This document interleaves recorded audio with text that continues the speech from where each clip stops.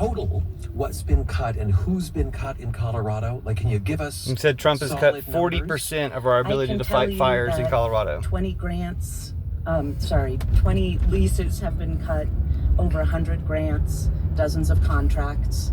But the firing data is a lot harder to locate.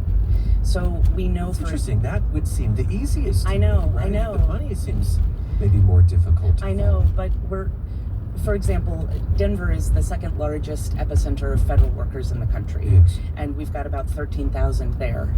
And we know that they work for agencies that have had rifts and had cuts, but we don't know how many of them work in Denver.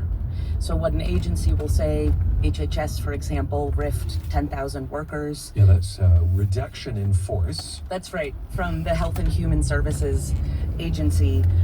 We know that huge numbers have been cut, but we don't exactly know where they work. And that's part of what the Impact Project is trying to fill. There's also this going back and forth because So we know secretive some because they're positions are evil being and they don't want restored. people to know Firefighters, the consequences. for instance.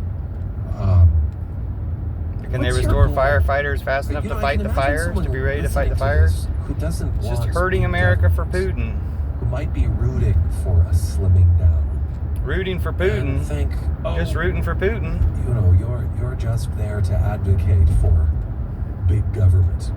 Yeah, for being I able to stop definitely fires. am not an advocate.